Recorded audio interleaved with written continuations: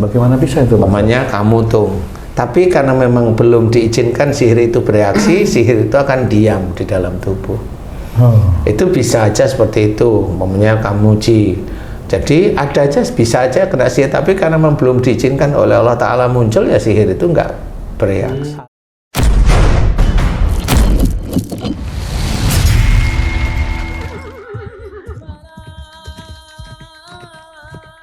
Bismillahirrahmanirrahim. Assalamualaikum warahmatullahi wabarakatuh. Waalaikumsalam warahmatullahi wabarakatuh. Amin ya rabbal alamin. Para pemirsa dan sahabat beriman dimanapun berada, kita jumpa lagi di Ustadz Danu Official Channel.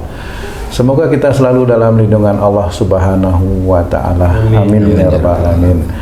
Pada kesempatan kali ini kita akan ngaji lagi bersama guru kita semua, Pak Ustadz Danu. Assalamualaikum Pak Ustadz. Waalaikumsalam warahmatullahi wabarakatuh. Amin ya rabbal alamin. Pak Ustadz, beberapa waktu yang lalu saya bertemu teman ini Pak Ustadz. Teman ini menceritakan tentang penyakit yang dialami oleh istrinya, dan ini yang diceritakan teman ini penyakit aneh katanya. Saya tanya, emang sakitnya di mana? Daerah perut Kiri kan? kiri bawah, Kiri. sebelah kiri bawah gitu. Oh ya? Terus sudah dibawa ke dokter, tapi diperiksa di dokter katanya semuanya normal gitu Pak Ustadz, nggak ada masalah dengan fisik di perut kiri bawahnya itu. Kebetulan istri teman ini juga dia mengelola usaha gitu Pak Ustadz, ada satu usaha, dia punya toko yang cukup besar dan cukup laris lah gitu. Teman ini renggang-renggang sama saya, jangan istriku kena nih.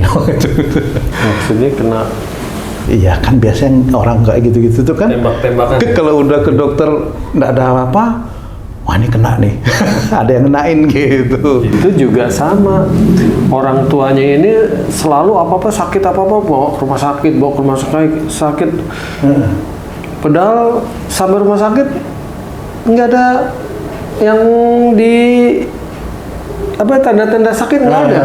Iya. Walaupun orangnya itu teriak-teriak kesakitan, bawa rumah sakit nggak ada apa-apa, di ronsen, di USG. Normal.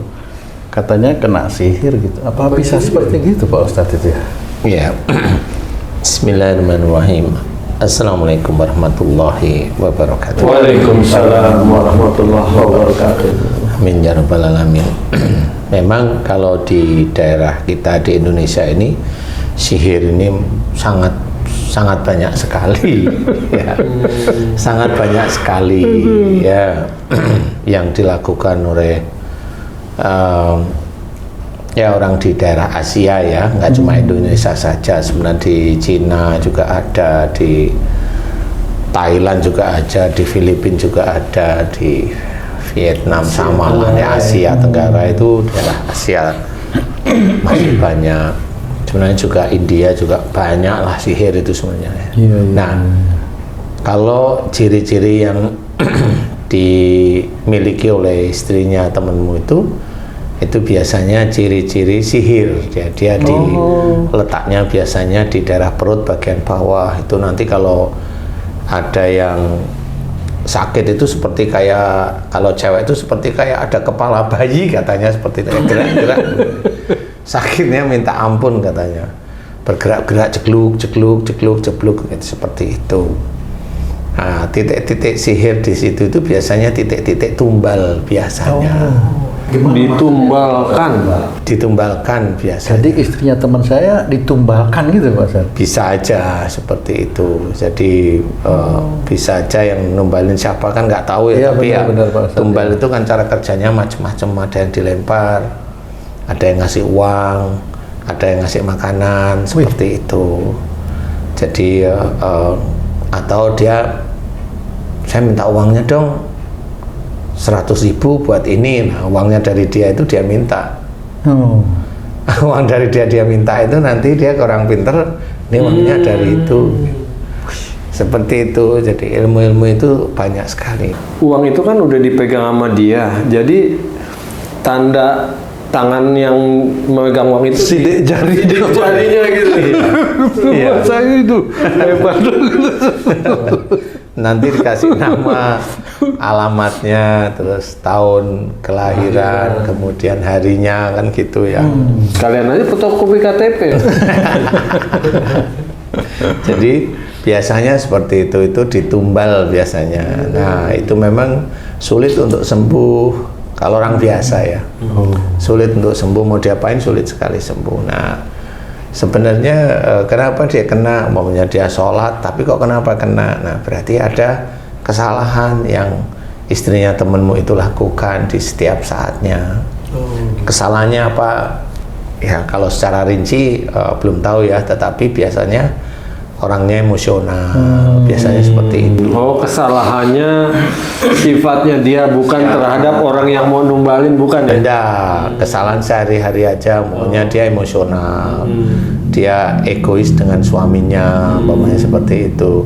Dia menekan dengan suaminya, lebih seperti apa namanya, berkuasa lah istilahnya. Berarti orang yang mau menumbalkan seseorang itu melihat sasarannya yang ciri-ciri seperti itu mudahnya. Enggak sih. Enggak juga, karena kan nggak tahu ya. Ini kan karena saya terbiasa nangani orang-orang yang kena sihir, itu kan saya amati tipikalnya itu kayak apa gitu. Jadi yang terkena ya. Ya, yang terkena. Nah, bagi orang-orang yang emosional itu gampang sekali terkena apapun bentuk emosionalnya. Menggebu itu kan emosional juga, itu gampang sekali terkena. Marah, kemudian hatinya kaku, cara berpikirnya kaku, seperti egois, seperti itu. Jadi itu yang gampang kena, walaupun dia sholat iya, karena karena sholatnya sendiri juga, kalau orang seperti itu kan sholatnya hanya cuma sekedar membatalkan kewajiban aja sebenarnya. Jadi bukan karena Allah Ta'ala, belum tentu lari ke arah sana. Jadi sebenarnya iman yang kuat itu bisa membentengi dari sihir.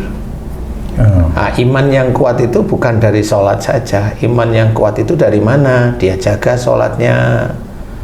Jadi benar-benar dijaga. Kalau dia sudah sholat, dia tidak mau melakukan marah, dia tidak mau melakukan ngomong kasar, dia tidak mau melakukan suuzon, dia tidak mau melakukan egois, dia tidak mau melakukan memaki, dia tidak mau melakukan, itu kan dijaga terus. Makanya kalau dalam salah satu ayat itu ceritakan inna sholata tanha anil fasyai wal munkar, itu kan dijelaskan sesungguhnya sholat itu mencegah dari perbuatan keji dan mungkar. Jadi bukan sholatnya yang dia suruh untuk menjaga agar dia tidak keji dan mungkar, tetapi orangnya yang sholat itulah dia menjaga agar dia tidak melakukan perbuatan keji dan mungkar sebenarnya. Jadi dia jaga sendiri sholatnya. Jadi sebenarnya itu kalau sholatnya sendiri, kalau orang terbiasa sholat kan belum tentu. Kalau sholatnya menjaga, seolah-olah sholat ini ada makhluk gitu Pak, menjaga. Jadinya gitu. Jadi kalau orang dia sholat, kemudian coba kamu lihat itu orang-orang koruptor itu, dan dia rata-rata sholat, Rajin. rata-rata sholat kan gitu ya.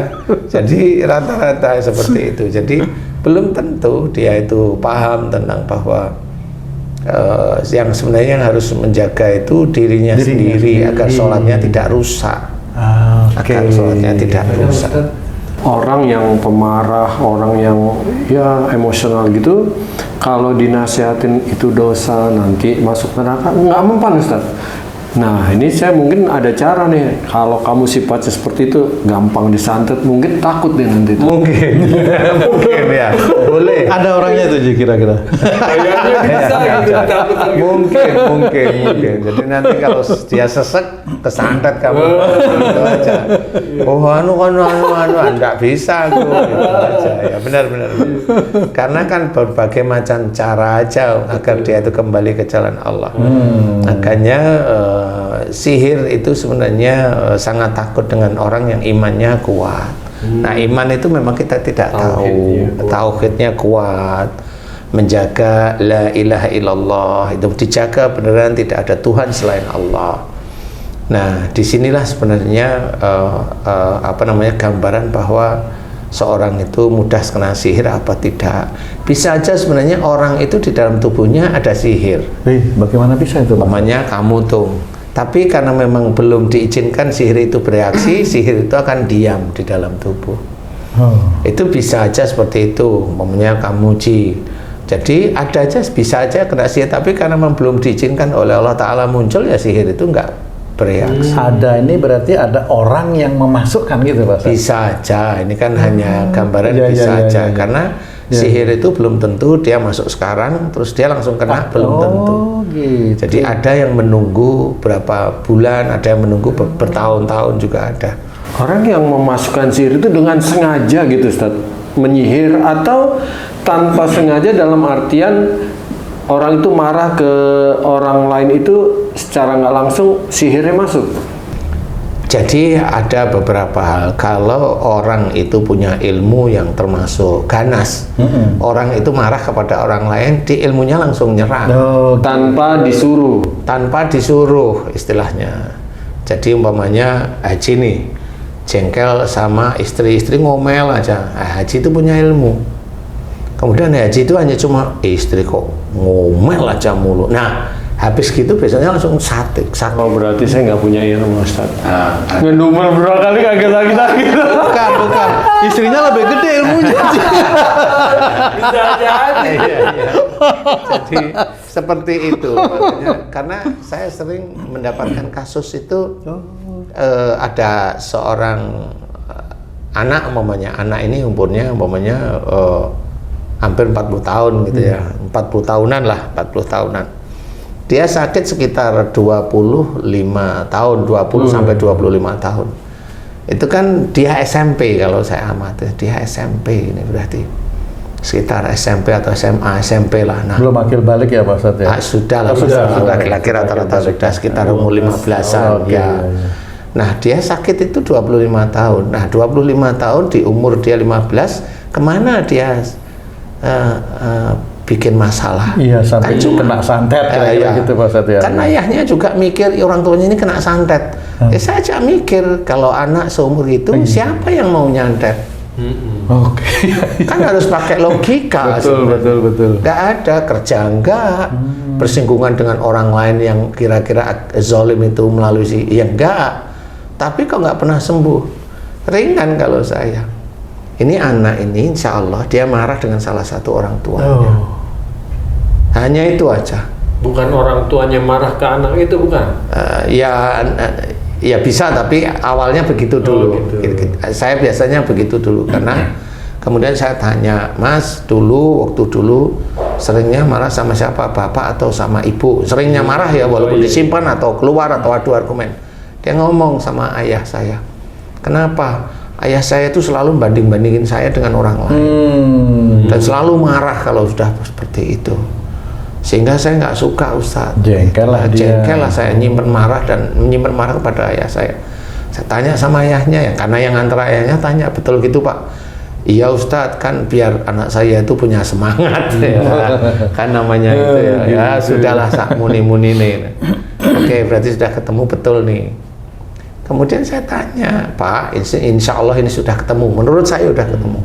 Ketemu gimana penyakitnya putra Bapak ini? Sudah ketemu. Gimana Ustadz? Nah, gini saya tanya, Bapak punya ilmu? Didiem. Amalan lah Pak, yang dulu Bapak sering baca setiap kali selesai sholat, di mana bacaan itu biar apa? Kalau kamu pengen selamat, amalkan ini, bacaan ini. Ya. Kalau kamu ingin tidak kena sihir, amalkan ini. Jika kamu ini, amalkan ini, begitulah. Dia jawab, ya saya punya.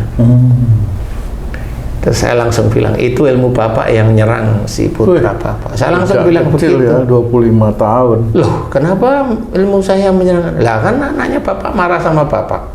Kan saya nggak nyuruh nyerang Ustaz. Lah, ilmu itu kan ibarat anjing Pak. Bapak bosnya, ilmu itu anjingnya. Kalau anak Bapak itu marah kepada Bapak nggak ngeladenin, tapi anjing itu tahu kalau anak Bapak itu marah. Nah, itu anjing itu pasti nyerang. Seperti itu. Oh gitu ya, insya Allah. Sekarang Bapak ambil ilmu Bapak. Bisa nggak Bapak ngambil ilmu Bapak yang marah kepada anak Bapak? Nggak bisa Ustaz, saya nggak diajari oleh guru saya. Ya sudah saya ajari.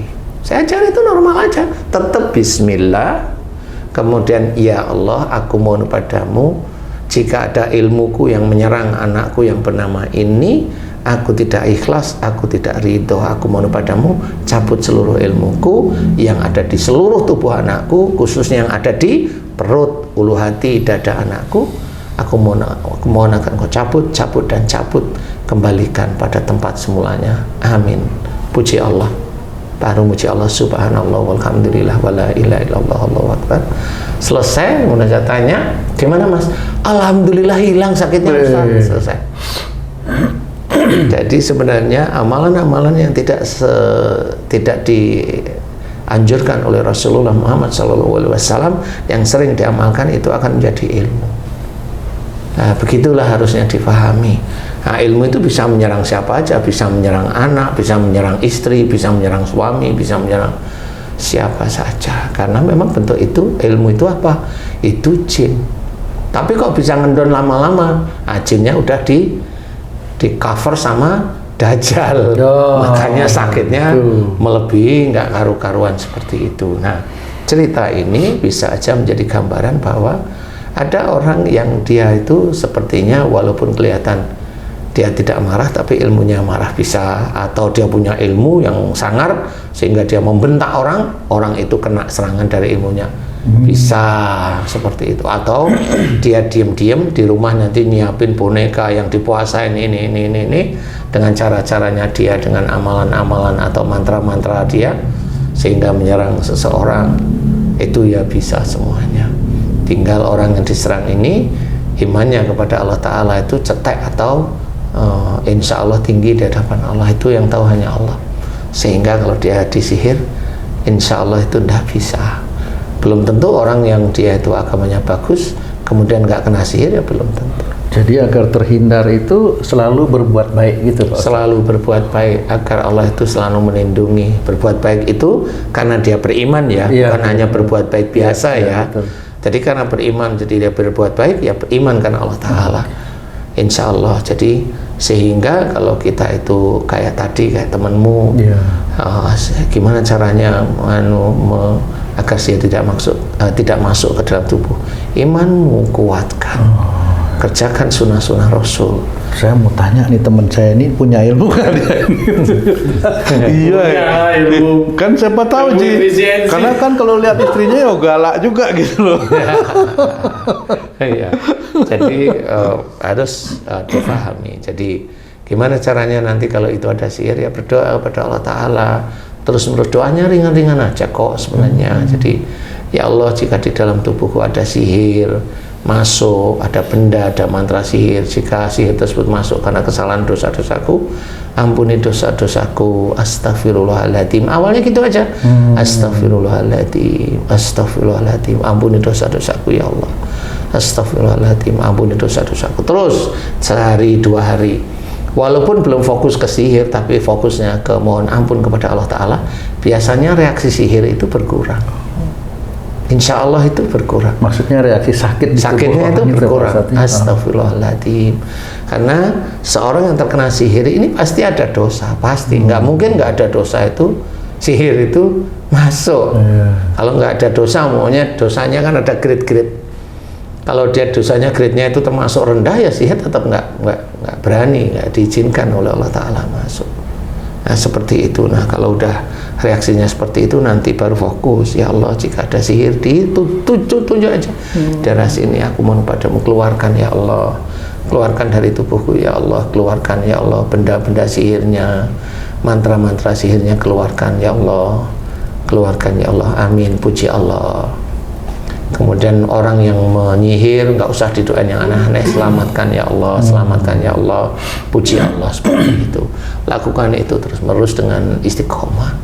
Insya Allah mudah-mudahan itu bisa mulai enak, enteng, enak, enteng seperti itu. Jadi insya Allah kalau menyelesaikan sihirnya gitu-gitu aja. Ustaz, kalau pasangan sakit nih Ustaz, apakah itu disebabkan karena sihir dari pasangannya Ustaz, walaupun pasangannya ini nggak merasa punya ilmu gitu Ustaz? Iya, merasa punya ilmu, gak punya ilmu itu kan nggak ada yang tahu ya, kecuali memang ada orang yang memang diizinkan paham loh ya. Jadi kalau dilihat cara sakitnya bagaimana itu kan hafal jadinya. Ini bukan sakit fisik deh kayaknya. Oh gitu. Seperti itu. Sakitnya di mana? Umumnya di dada. Rasanya gimana? Sesak. Nah ini kan sesak aja ya sakit. Kalau sakit sekali nggak tapi sesak. Oh kalau sesak ini belum tentu ini sihir. Kalau sakitnya di kuping, Ustaz? Kalau sakitnya di kuping itu maksudnya gimana? Ada yang seperti nusuk atau gimana nih? Nggak denger aja udah. Oh kalau nggak dengar kan budek namanya. Ya kan budaknya nggak dari kecil. Kuping namanya. Nggak dari Kalau kecil. budak Oke. itu. Umur 50-an lah. Oke, nah kalau budak ini biasanya penyakitnya satu. Kalau dinasihatin itu tidak pernah mau menerima. Oh bukan karena sihir. Enggak, bukan. Kalau sihir itu kan cekut seperti itu. Ya, kalau sihir itu begitulah. Tapi kalau budak itu kan nggak cekut, tapi dia nggak dengar aja. Nah, ya itu awal dia nggak dengar kan begitu. Nah itu karena dia kalau diberi masukan, nasihat nggak mau nerima. Insya Allah seperti itu. Kepada siapa? Kalau budak beneran, berarti dia ada dengan orang tuanya, kemudian dia dengan siapa? Pasangan hidupnya, entah itu istri, entah itu suami.